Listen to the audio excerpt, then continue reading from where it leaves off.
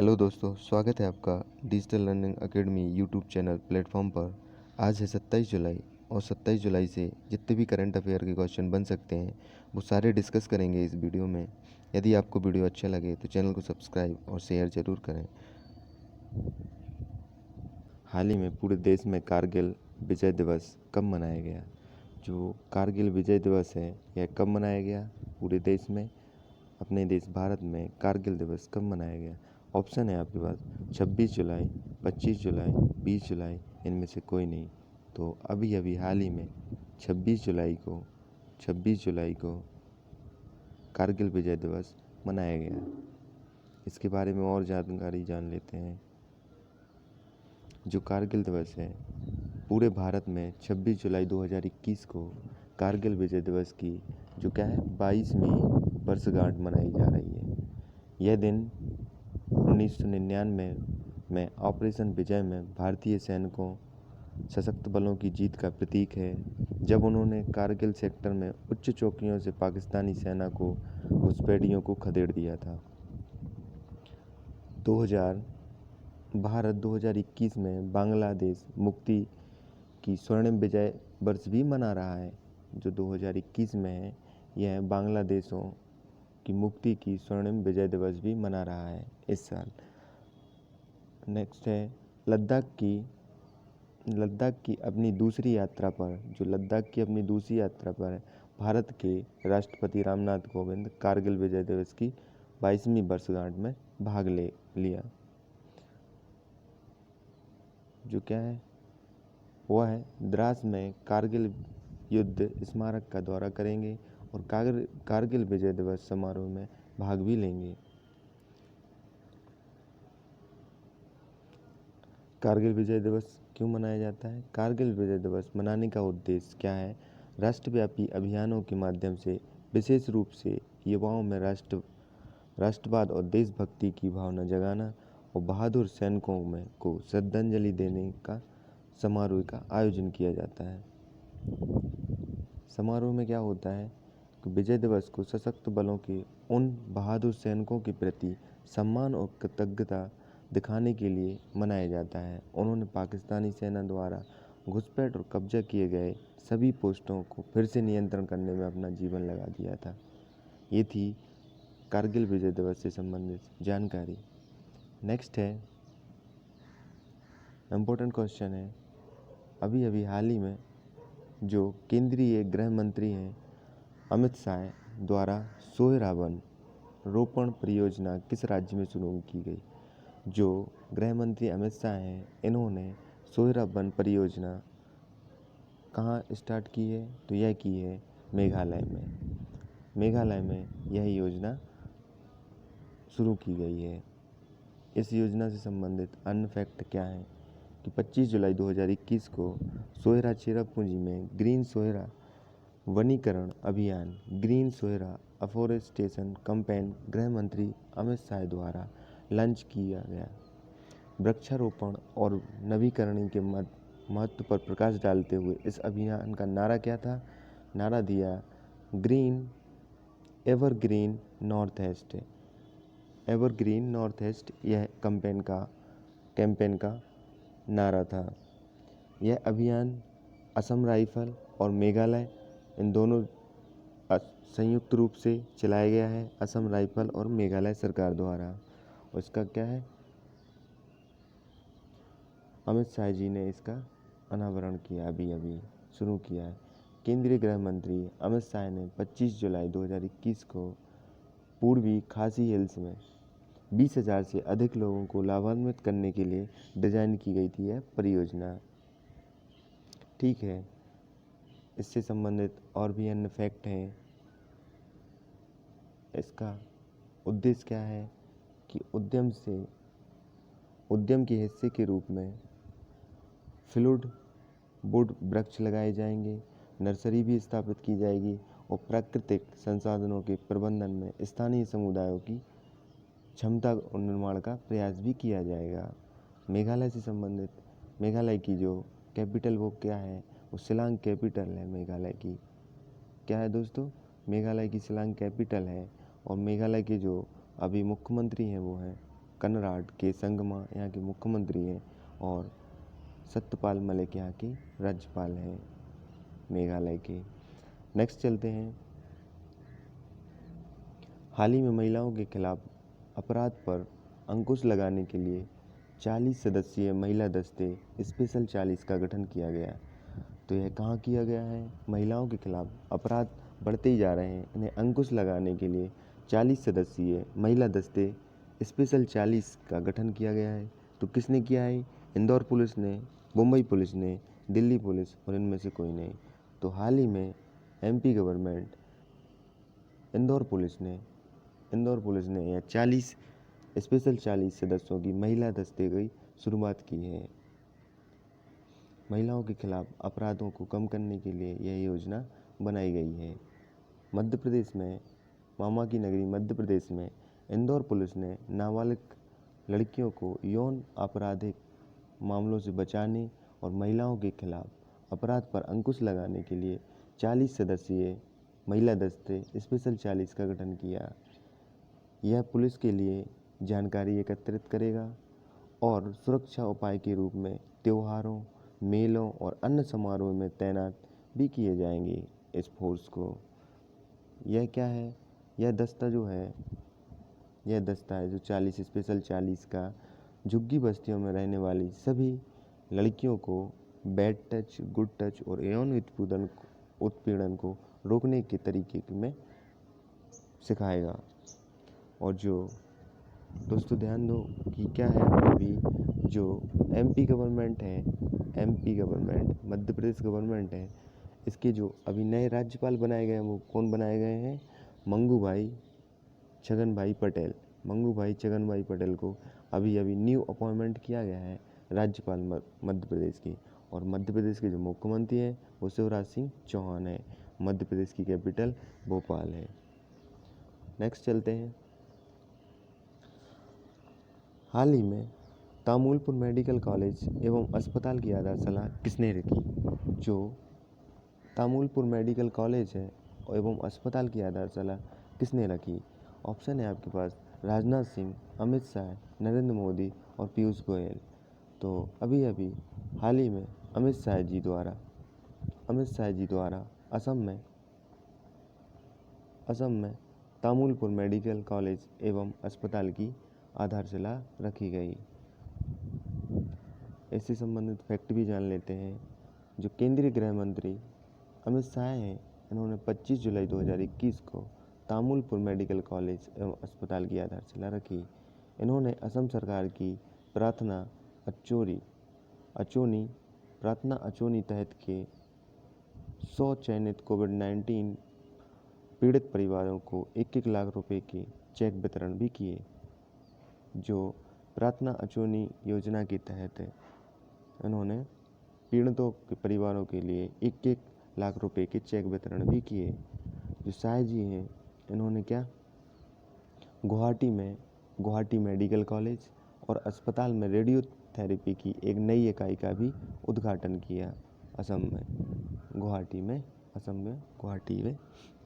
जो गवर्नर हैं वहाँ के, जो असम के गवर्नर हैं, असम के गवर्नर कौन है वहाँ के? जगदीश मुखी।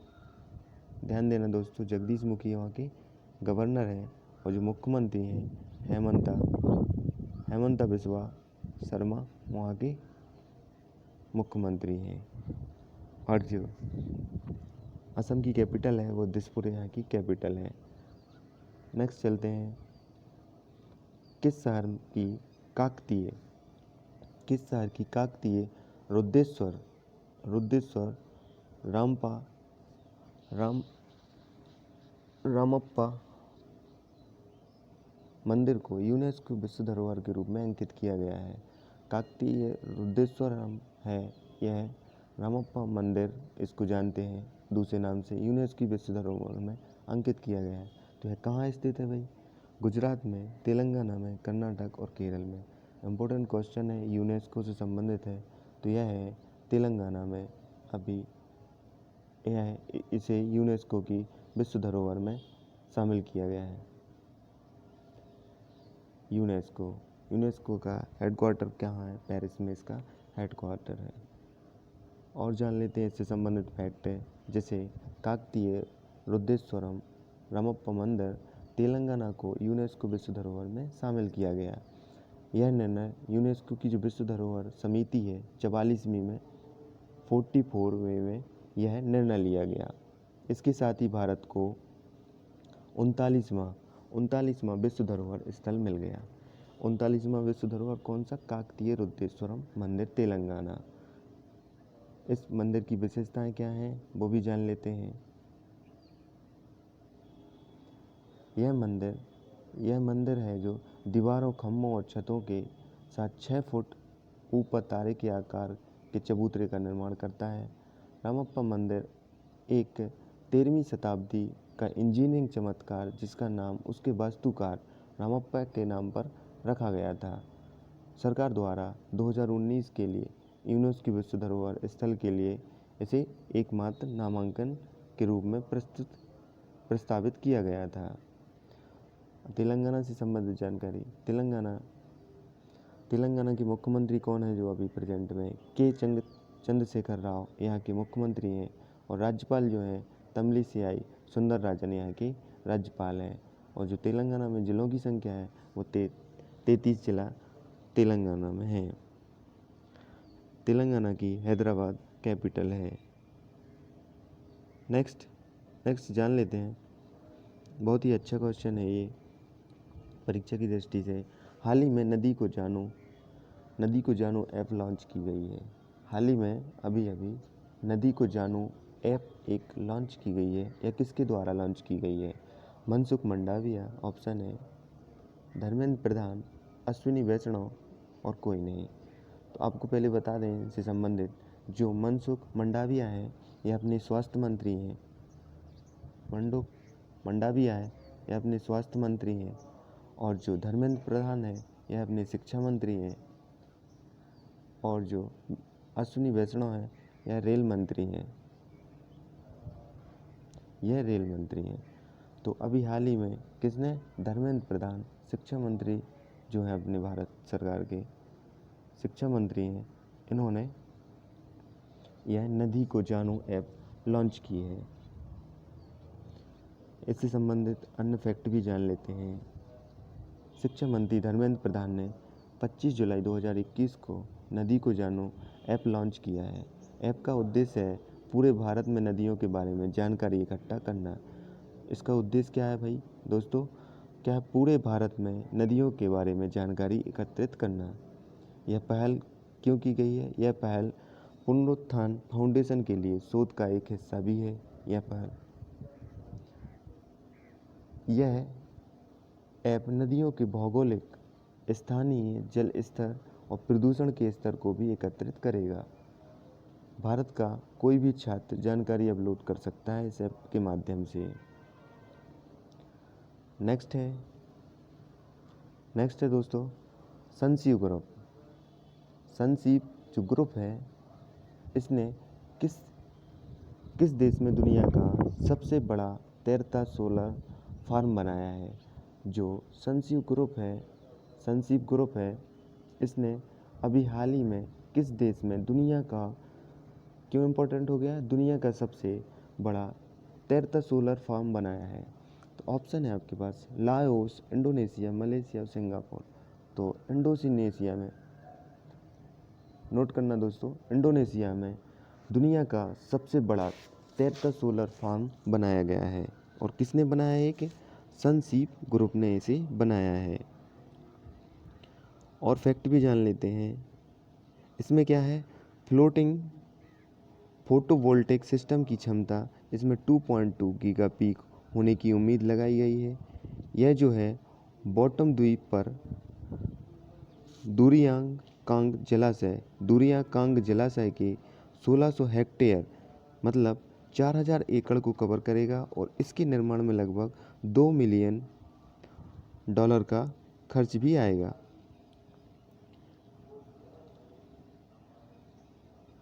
इंडोनेशिया से संबंधित जानकारी, जैसे इंडोनेशिया की कैपिटल है, जो राजधानी है वो जकार्ता है।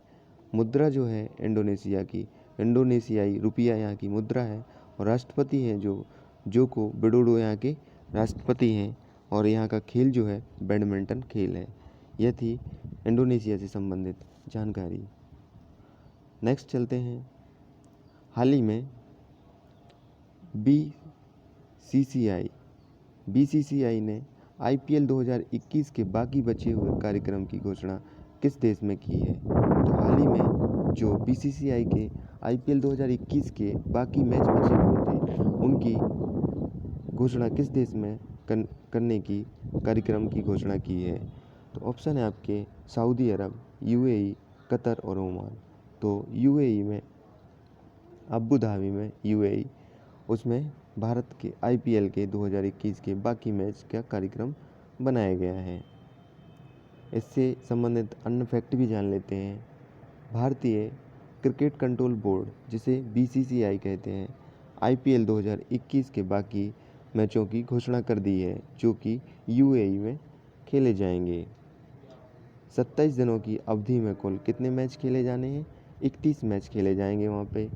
और जो इस बार 2021 का सीज़न है, यह 14वां सीज़न था जिसे महामारी के कारण मई 2021 में स्थगित कर दिया गया था। अब इसे कब स्टार्ट करा जा रहा है?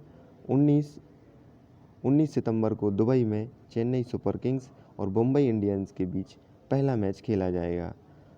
अब यहाँ UAE की बात कर लें तो UAE संयुक्त अरब अमीरात की जो कैपिटल है अबू धाबी है और जो मुद्रा है वो है संयुक्त अरब अमीरात दिरहम यहाँ की मुद्रा है। अबू धाबी इसकी कैपिटल है, दिरहम इसकी मुद्रा है और जो राष्ट्रपति हैं, प्रेसिडेंट हैं यहाँ के खलीफा बिन जायद अल नाहयान। खलीफा बिन जायद अल नाहयान यहाँ के राष्ट्रपति हैं और वहाँ का राष्ट्रीय खेल क्या है? वहाँ ऊँटों की दौड़ राष्ट्रीय खेल है। नेक्स्ट है प्रसिद्ध दिग्गज अभिनेत्री। जो एक दिग्गज अभिनेत्री हैं जयंती, इनका हाल ही में निधन हो गया और इन्होंने कितनी बार कर्नाटक राज्य फिल्म पुरस्कार जीता है। जो अभिनेत्री हैं जयंती, इनका हाल ही में निधन हो गया है और इन्होंने कर्नाटक राज्य फिल्म पुरस्कार कितनी बार जीता है यह बताना है आपको। ऑप्शन है आपके पास 4, 5, 6 और 7। तो इसका जो सही आंसर है, इन्होंने 7 बार कर्नाटक राज्य फिल्म पुरस्कार जीता है। इससे संबंधित और भी अन्य फैक्ट हैं। ये हैं जयंती बाई, अभिनेत्री हैं। इनका अभी हाल ही में निधन हो गया है।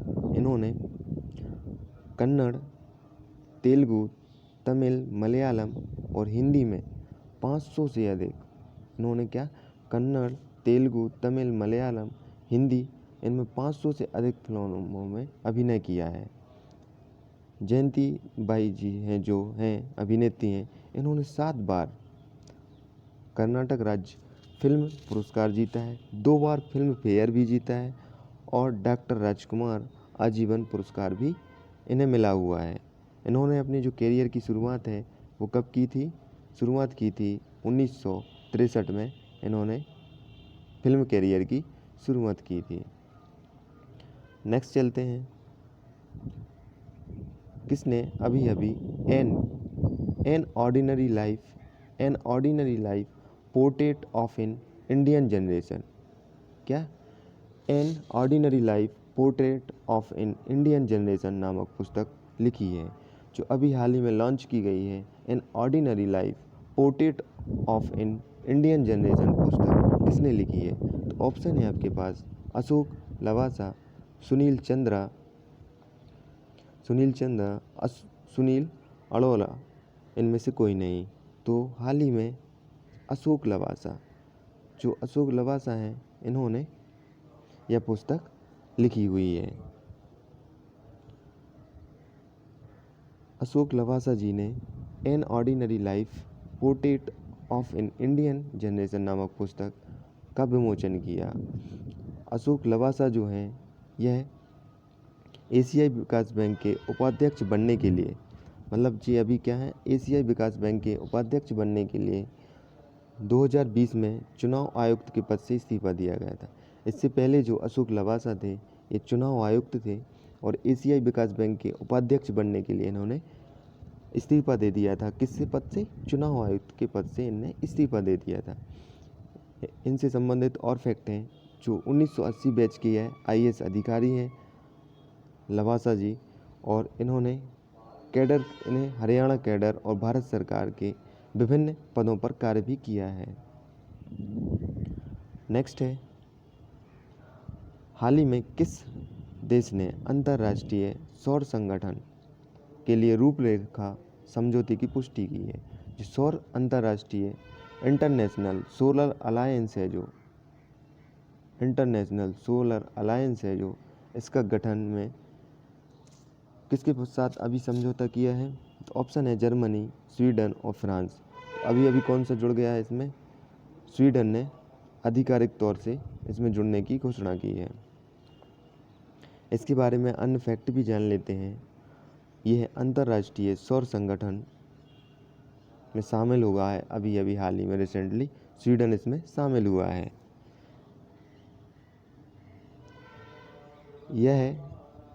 यह वैश्विक मंच में कितने सदस्य हैं? जो भारत की पहल है इसका उद्देश्य अक्षय ऊर्जा, जो अंतर्राष्ट्रीय सोलर अलायंस है, इंटरनेशनल सोलर अलायंस है, इसका उद्देश्य क्या है? अक्षय ऊर्जा और सतत विकास को बढ़ावा देना। ISA भारत द्वारा शुरू किए गए 121 देशों का यह गठन है, जो पूरी तरह से आंशिक या पूर्ण रूप से कर्क रेखा और मकर रेखा के बीच स्थित हैं जो देशों, उनका यह संगठन है। इसे आप गौर से देखो, ये लोगो है किसका? इंटरनेशनल सोलर अलायंस, ISA का यह लोगो है। इससे संबंधित और जानकारी, यह फाउंडेड कहाँ हुआ था? यह पेरिस फ्रांस में है, फाउंडेड हुआ था। इसका पर्पस क्या है? अक्षय ऊर्जा को बढ़ाना, सस्टेनेबल एनवायरनमेंट और पब्लिक ट्रांसपोर्ट और क्लाइमेट। और इसका जो हेडक्वार्टर है, स्थापना कहाँ की गई थी? पेरिस में की गई थी। और जिसका हेडक्वार्टर है गुरुग्राम, हरियाणा में इसका मुख्यालय है। इसका मुख्यालय जो है ISA का, इंटरनेशनल सोलर अलायंस का मुख्यालय कहाँ है भाई दोस्तों? गुरुग्राम में है, और हरियाणा में इसका मुख्यालय है, गुरुग्राम हरियाणा में। इसमें मेंबर जो हैं वो UN मेंबर हैं, ऑल मेंबर ऑफ UN है, और 124 मेंबर अब हो चुके हैं स्वीडन को जोड़ के। ठीक है, और इसके जो डायरेक्टर जनरल हैं, इसे ध्यान देना भाई दोस्तों, अजय माथुर इसके डायरेक्टर हैं। नेक्स्ट है, हाल ही में हंगरी के बुडापेस्ट में आयोजित कैडेट वर्ल्ड चैंपियनशिप WCWC में 73 kg वर्ग में स्वर्ण पदक जीता है। यह भारत के लिए गौरव की बात है, जो हंगरी के बुडापेस्ट में आयोजित हो रहा है कैडेट विश्व चैंपियनशिप, 73 kg वर्ग में स्वर्ण पदक जीता है। तो किसने जीता है? ऑप्शन है आपके पास विनेश फोगाट, प्रिया मलिक और सरिता मोरी।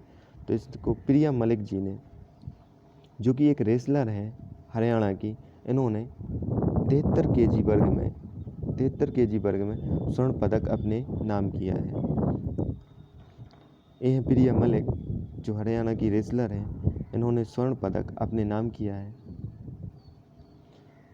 भारतीय जूनियर पहलवान प्रिया मलिक ने जुलाई 2021 में हंगरी के बुडापेस्ट में आयोजित कैडेट विश्व चैंपियनशिप 73 kg वर्ग में स्वर्ण पदक जीता है। CWC एक ऐसा टूर्नामेंट है जहां 17 साल से कम, मतलब जो टूर्नामेंट है यह 17 साल से कम उम्र वाले खिलाड़ियों के लिए आयोजित की जाती है। इसमें क्या है, दुनिया भर में सर्वश्रेष्ठ ग्रीको रोमन, फ्री स्टाइल और महिला पहलवान प्रतिस्पर्धाएं होती हैं। इसमें प्रिया मलिक ने इससे पहले 2019 में पुणे में जो खेलो इंडिया यूथ गेम थे उसमें भी स्वर्ण पदक अपने नाम किया था। और वहाँ पे जो CWC अभी चल रहा है बुडापेस्ट हंगरी में, इसमें जयकरण सिंह ने भी 60 केजी वर्ग में रजत पदक सिल्वर मेडल अपने नाम किया है। ये थी आज से संबंधित कुछ करंट अफेयर। यदि आपको वीडियो अच्छा लगे तो चैनल को सब्सक्राइब और लाइक और शेयर ज़रूर करें। Thanks for watching.